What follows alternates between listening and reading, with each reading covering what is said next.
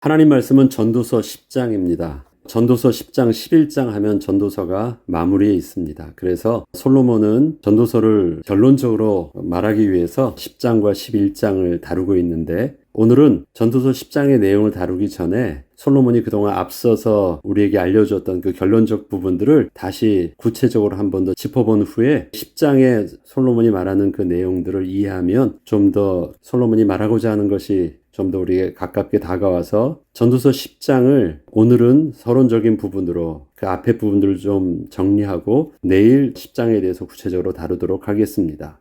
솔로몬은 전에는 지혜의 반대로 우매를 썼는데, 이제는 솔로몬은 자연스럽게 이제 그 우매를 표현하냐면, 지혜롭지 못한 것이 우매가 아니라 우매한 모습은 죄인된 모습에서 나오는 것임을 말하고 있습니다. 그래서 죄인과 우매자를 이제 같이 동일한 개념으로 자연스럽게 바꾸어서 쓰고 있습니다. 전에 우매자는 미련한 자였거든요. 어리석은 자였고 지혜가 없는 자였습니다. 그러나 그가 하나님을 깨달았을 때 그 우매의 근원에 뭐가 있었냐면 죄가 있었고 악이 있었기 때문에 우매자가 곧 죄인이라는 말을 그래서 그는 쓰고 있습니다. 그것은 지금 세상 사람들이 말하는 그 미련함을 죄인으로 본다는 개념이 아닙니다. 솔로몬이 그동안 쓰던 우매자라는 개념을 이젠 자기가 바꾸어서 말할 수 있게 되었음을 그렇게 말하고 있는 것입니다.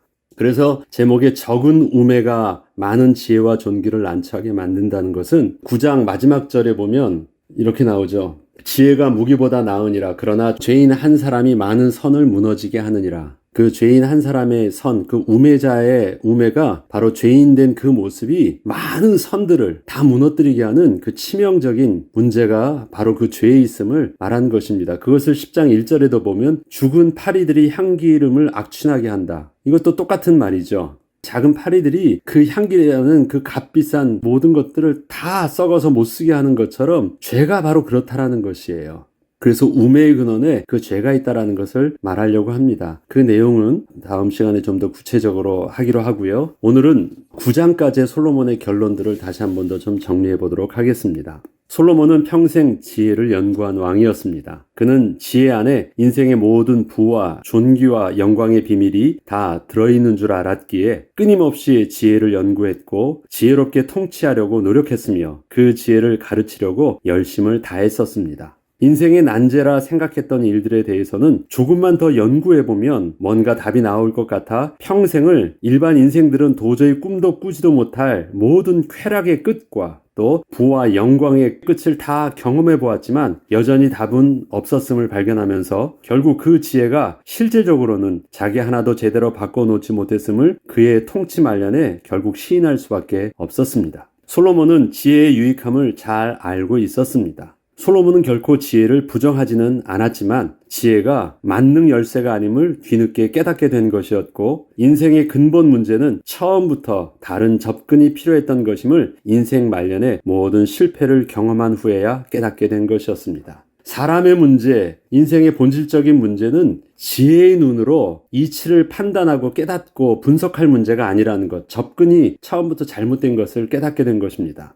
솔로몬은 자신의 지혜를 가지고 세상 모든 이치에 대해서는 나름대로 답을 낼 수 있었으나 조금도 접근하지 못하고 답을 낼 수 없었던 두 가지의 가장 근본적인 문제가 있었음을 고백합니다. 그 첫 번째가 사람에게 있는 그 미련함과 미친 것이었습니다. 사람을 이해할 수 없다라는 것이에요. 솔로몬은 무지한 인생들을 보면서 자신의 지혜를 가지고 저들의 문제를 해결해 줄 수 있을 줄 알았으나 사람에 대하여 아무리 연구해 보아도 저들 내면 속에서 일어나고 있는 그 모순적 행동들을 도저히 이해할 수 없었기에 어떠한 답을 줄 수 없었던 것이었습니다. 전도서 2장 17절에는 그래서 이렇게 사람에 대해서 말을 합니다. 구부러진 것도 곧게 할 수 없고 모자란 것도 셀 수 없도다. 사람에게 있어서 이러한 문제를 자기가 봤거든요. 가르쳐주면 될 줄 알았어요.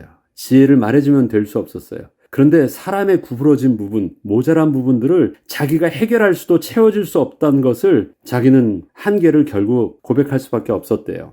내가 내 마음속으로 말하여 이르기를 보라, 내가 크게 되고 지혜를 더 많이 얻었으므로 나보다 먼저 예루살렘에 있던 모든 사람들보다 낫다 하였나니 내가 가지고 있는 권위를 가지고 내게 있는 최고의 지혜를 가지고 사람들을 그렇게 바꿀 수 있는 줄 알았는데 권위를 가지고도 바꿀 수 없었고 아무리 명령을 해도 안 되는 문제였고 아무리 지혜를 써서 가르쳐 보아도 안 되는 문제였다는 것입니다. 내 마음이 지혜와 지식을 많이 만나보았지만 안 됐습니다. 다시 지혜를 알고자 하여 미친 것들과 미련한 것들을 알고자 하여 마음을 썼으나 이것도 바람을 잡으려는 것인 줄을 깨달았도다. 이처럼 솔로몬은 우매한 자들에게 지혜의 선한 것을 가르쳐주면 저들이 답을 얻어서 그렇게 미련한 짓을 하지 않을 줄 알았는데 저들은 최고의 지혜의 말씀을 들었음에도 불구하고 그 지혜와 상관없이 어리석고 미련한 행동을 하고 있는 것이었습니다.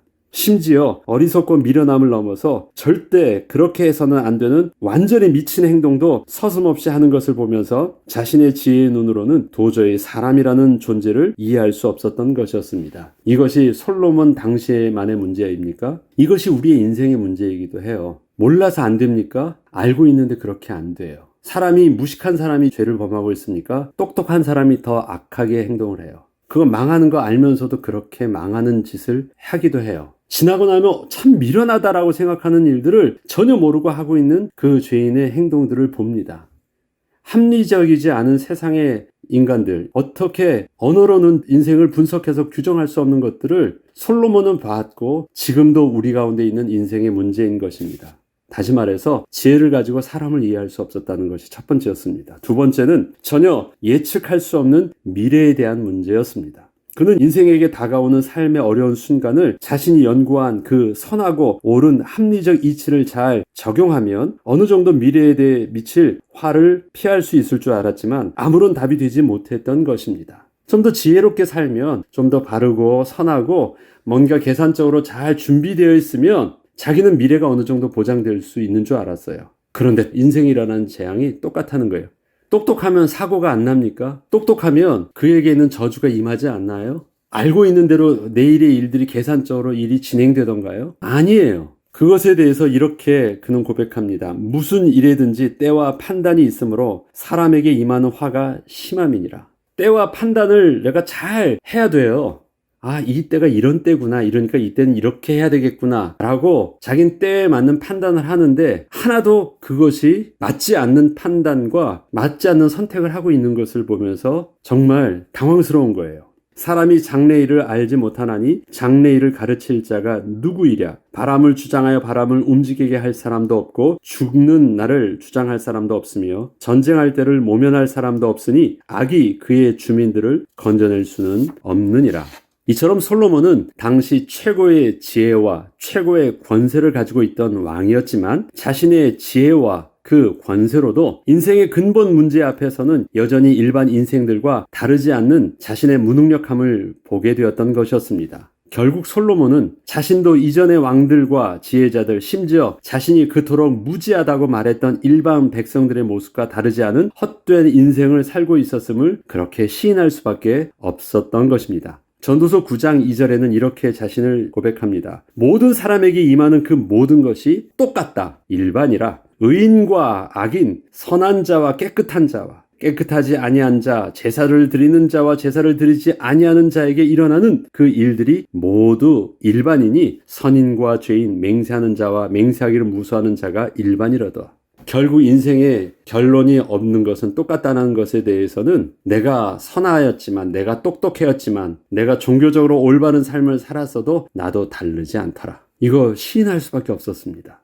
솔로몬은 결국 스스로 평생을 지혜자로 살았던 자기의 모습을 내려놓고 스스로 전도자가 되어 그렇게 고백할 수밖에 없었던 것입니다. 지혜의 말로는 어떻게 해줄 말이 없어요. 고백할 말이 없어요. 그때 하나님께서 자기에게 깨닫게 해주신 것은 자기의 지혜로 연구한 것이 아니었기 때문에 자기의 말이 아닌 것, 하나님이 자기에게 전해준 그 말이었던 것을 정직하게 고백할 수밖에 없었습니다. 그것이 바로 내가 전도자가 되어서 이렇게 말하는 것이라고 그렇게 전도서를 통해서 고백한 것이었습니다. 전도자란 하나님이 깨닫게 하여 주신 계시의 말씀을 전하는 자입니다. 지혜자의 탐구의 영역 속에서 알 수 있던 내용을 가르치는 것이 아니라 하나님이 가르쳐주지 아니하시면, 하나님이 보여주지 아니하시면, 하나님이 깨닫게 하여 주지 아니하시면 전혀 알 수 없는 하나님의 말씀을 그렇게 전하고 있음을 분명하게 한 것입니다. 이건 내 말이 아니라는 것이에요. 내가 연구해서 깨닫게 된 것을 가르치고 있는 것이 아니라는 것입니다. 솔로몬은 사람의 문제를 더 이상 지혜가 없어 어리석고 미련한 그 우매의 문제로 보지 않게 되었습니다.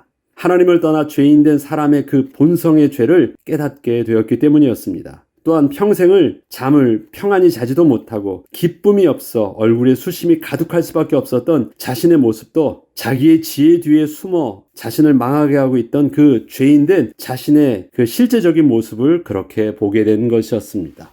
아, 나의 본질된 모습도 내가 죄인이었구나. 나는 지혜자라고 해서 나는 다를 줄 알았는데 하나님을 떠난 인생의 죄악을 보면서 나도 똑같은 죄인이었구나를 실질적으로 보게 된 것이었습니다. 그래서 전도서 7장 29절에는 이렇게 말합니다. 내가 깨달은 것은 오직 이것이라. 곧 하나님은 사람을 정직하게 지으셨으나 사람이 많은 꾀들을 낸 것이니라. 하나님이 말씀하시는데 사람이 꾀를 내요. 그러면 뭐 하겠다는 것이에요? 하나님의 말씀에 불순종하고 있는 것을 본 것입니다. 하나님이 옳은 것을 말했지만 죄인된 죄의 그 악으로 인하여 스스로 자기 멋대로 하고 싶고 멋대로 하고 있는 사람의 그 본성된 죄를 보게 된 것입니다. 그게 자기의 문제였대요. 그게 사람의 문제였다라는 것입니다. 전도서 9장 3절에서는 그래서 이것을 이렇게 또 표현합니다. 모든 사람의 결국은 일반이라. 이것은 해 아래서 행해지는 모든 일 중에 악한 것이니 도저히 해결할 수 없는 것이 이것인데 곧 인생의 마음에는 악이 가득하여 그들의 평생에 미친 마음을 품고 있다가 후에는 죽은 자들에게 돌아가는 것이라. 미쳤다라는 것은 정신적으로 미친 그 정신병을 말하는 것이 아닙니다. 정상적인 행동에선 도저히 행동할 수 없는 그런 이해할 수 없는 행동을 하고 있고 이해할 수 없는 그 마음을 품고 있는 것을 미친 행동으로 받은 거 아니에요. 우리 이렇게 표현하잖아요. 저 사람 미친 거 아니야? 그렇게 표현하는 것. 솔로몬은 그걸 본 거예요. 그 미친 행동의 근원에 뭐가 있어요? 죄가 있대요. 그 죄의 근원에 뭐가 있어요? 하나님 앞에 하나님의 말씀을 불순종하고 있는 그 죄의 근원, 그 악이 있는 것이에요. 이걸 깨달았다. 그래서 결국 어떻게 돌아가요? 모든 사람의 결과가 똑같은 길로 갈 수밖에 없대요. 그것을 에베소서 2장에서는 어떻게 표현합니까? 본질상 진노의 자녀였다. 본질상 진노의 자녀라는 것은 결국 지나보면 다 고상한 듯 바른 길로 가는 것처럼 보여도 결과는 다 한 곳으로 모여요. 어떻게 해요? 진노의 백성 되어서 망하는 그 한 곳으로 가는 것입니다. 솔로몬도 바로 그것을 깨달았어요. 하나님이 가르쳐 주신 것이에요. 인생의 실존을 정확하게 보게 한 것입니다. 이렇게 사람에 대한 이해를 그가 하게 된 것이었고 또한 인생의 미래의 문제에 대해서 무엇을 봅니까? 하나님의 주권적 섭리를 보게 된 것입니다. 전도서 7장 13절로 14절에 보면 하나님께서 행하시는 일을 보라. 하나님께서 굳게 하신 것을 누가 능히 곧게 하겠느냐. 형통한 날에는 기뻐하고 곤고한 날에는 되돌아보아라. 이 두 가지를 하나님이 병행하게 하사 사람이 그의 장래를 능히 헤아려 알지 못하게 하셨느니라. 세상의 이치로 깨닫고 연구하고 할 부분이 아니에요. 하나님의 주권적 섭리 안에서 하나님이 그렇게 하시고자 하시면 하는 것입니다. 전도서에 보면 깨달은 것에 대해서 사람의 죄 문제를 말하는 것과 더불어 하나님의 주권적 섭리를 이해하기 위해서 계속 말하고 있는 것이 뭐냐면 주권자의 의지, 그것을 계속 말합니다. 10장에서도 인생에 일어나는 재난을 하나를 보았대요. 주권자가 어리석은 것입니다. 주권자가 어리석으니까 어떻게 돼요? 그를 따르는 모든 행동들이 다 어리석게 나와요. 지혜자가 그것을 봤어요. 얼마나 답답하겠어요. 그렇다고 해서 주권자의 말에 불순종하면 어떻게 하게 됐어요? 불순종한 지혜자가 죽어버리는 거예요. 그것이 네가 재난이고 정말 이해할 수 없는 답답한 일을 할지라도 너 어떻게 해야 돼? 모순전 행동을 하는 그 주권자라 해도 너 순종해야 돼. 그걸 가르치는 거예요. 이것을 제가 내일 좀 더 구체적으로 말씀드리겠지만 그래서 로마서 13장에서는 바울이 세상 권세에 순종하라고 말합니다. 그 당시 누군데? 이스라엘 백성들은 로마의 통치에 그렇게 핍박을 당하고 있었잖아요. 고통당하고 있었잖아요. 그런데도 순종하래요. 왜? 그러면서 하는 말이 있습니다. 저들은 하나님의 사역자가 되었다라고 말을 해요. 다시 말해서 세상 그 권세자가 하나님의 주권적 섭리를 가르쳐주는 하나님의 사역자라는 것입니다. 순종이 무엇인지를 배우게 한대요. 순종은 무엇이에요? 내 생각을 담는 것이 아니에요. 하나님의 권위 앞에서 내려놓는 것입니다. 그것을 배워야 돼요. 왜? 하나님과 사람의 관계는 창조주와 피조물의 관계이기 때문에 하나님의 거룩하신 선 앞에서 넘어설 수 없는 주권적 영역입니다. 이것이 바로 사단이 인생을 멸망하게 했던 가장 본질적인 그 유혹이었기 때문에 그래요. 하나님의 형상으로 사람을 만들고 나니까 나도 하나님처럼 될 수 있는 것처럼 말을 해요. 하나님의 말씀은 내가 생각하고 납득하고 그렇게 주거니 받거니 하는 것이 아니라 내 하면서 순종해야 되는 것입니다. 그것을 이해하기 위해서 비록 세상의 모순적인 그 주권자의 어리석음을 봐도 순종하래요. 그것을 통해서 하나님의 주권을 이해하게 하는 것입니다. 이렇게 말합니다. 하나님께서 행하시는 모든 것은 영원히 있을 것이라. 그 위에 더할 수도 없고 그것에서 덜할 수도 없나니 하나님이 이같이 행하심은 사람들이 그의 앞에서 경외하게 하려 하심인 줄을 내가 알았도다. 뭐 때문에요? 하나님은 어떤 대상입니까? 두려워해야 하는 대상이고 거룩하신 하나님의 말씀은 순종해야 되는 것입니다. 그것을 경외해야 된다는 것. 하나님과 인생의 관계는 경외하고 하나님은 우리를 기뻐하시는 관계입니다. 이처럼 솔로몬이 하나님을 떠나 죄인된 사람의 실존을 알고 만물을 창조하신 거룩하신 하나님의 주권적 섭리를 깨닫게 되었을 때 참된 지혜란 바로 피조물인 사람이 창조자 하나님을 경외하는 것임을 정직하게 고백하게 되었던 것입니다. 솔로몬은 사람의 문제를 제대로 이해하기 위해서는 악으로 가득한 자신의 죄 문제를 정확히 보아야 한다고 전합니다. 그리고 풀리지 않는 인생의 문제를 해결하기 위해서는 만물을 다스리시는 하나님의 주권 앞에 서 있는 자신을 정확하게 볼 수 있어야 함을 또한 분명히 하고 있습니다. 죄인은 영적으로 죽은 자이기에 자신의 죄는 하나님 앞에서 스스로 시인하고 죄사함을 받아야 다시 생명을 얻는 것이고 하나님의 주권에는 무조건 순종해야 바른 인생의 해답을 얻을 수 있는 것입니다. 이것은 지혜로 어떻게 얼버무리면 되는 것이 아닙니다. 그것은 지혜 문제를 해결할 수 있는 것이 아닌 영적인 문제이고 영적인 비밀인 것입니다. 이렇게 사람을 아는 지식과 하나님을 아는 지식은 지혜의 탐구 영역이 아니라 하나님께서 당신의 백성에게 은혜로 허락하여 주신 믿으며 영적인 지식이고 하나님께서 우리에게 믿음을 눈을 열어서 계시의 영을 허락하여 주셔서 깨닫게 해주신 하나님의 선물인 것입니다. 우리가 하나님의 음성을 듣습니다. 그리고 우리 하나님께 기도합니다. 우리의 눈을 열어주시고 우리에게 없는 정직한 영을 창조해 달라고 기도합니다. 그리고 지혜와 계시의 영을 허락하여 주사 깨닫게 해달라고 합니다. 이 모든 기도의 근원에 어디 있습니까? 하나님이 우리에게 일방적으로 주시는 은혜가 아니면 우리 인생의 문제는 해답을 얻을 수 없음을 정직하게 고백하고 거룩하신 창조주 하나님 앞에 우리가 온전히 무릎을 꿇는 것입니다. 여러분들은 설교를 어떻게 듣고 있습니까?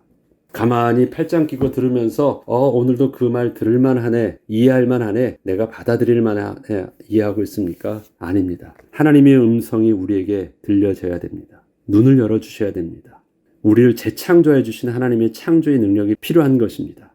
여러분들이 좋은 설교의 교훈을 듣기 위해서 인터넷에 많은 유튜브를 끄적거린다고 해서 될 일이 아닌 것입니다. 유튜브를 듣던 성경 말씀을 여러분이 읽던 간에 가장 중요한 것은 거룩하신 하나님의 말씀 앞에 하나님의 음성이 들려질 수 있도록 겸손히 죄인된 나 자신의 모습을 내려놓고 하나님 앞에 무릎 꿇을 때 하나님이 우리에게 들려주신 하나님의 음성을 우리는 들을 수 있는 것입니다. 그때서야 우리는 소망이 있고 그때서야 우리는 참된 인생의 해답을 얻을 수 있을 것입니다. 전도서가 그토록 외치는 하나님을 경외함은 교회 잘 다녀야 된다는 말을 하는 것이 결코 아닌 것입니다. 우리에게 전도서에 그 인생 해답이 우리 인생의 해답 되기를 주의 이름으로 축복합니다. 기도하겠습니다. 하나님, 우리에게 하나님을 경외하는 것, 그것은 하나님 앞에서 나의 죄인된 모습을 철저하게 시인하고 하나님의 은혜를 간구하는 것이었습니다. 그리고 하나님을 두려워하고 하나님의 말씀을 온전히 순종함으로 하나님을 경외하는 것이었습니다. 전도자가 그렇게 결론적으로 고백할 수 있었던 하나님을 경외하는 비밀이 그가 인생을 시작할 때 받아들였던 경외함과 근본적으로 달라졌던 것임을 하나님 우리가 온전히 알게 하셔서 단순히 종교적으로 깨닫는 해답이 아니라 하나님이 들려주시는 하나님의 엄중하고도 거룩한 하나님의 음성이 우리의 심령 속에 잘 박힌 목과 같이 심겨질 수 있도록 우리에게 은혜로 더하여 주셔서 우리의 삶에 근본적인 변화가 있게 하여 주옵소서. 감사드리며 우리 주 예수 그리스도의 이름으로 기도합니다. 아멘.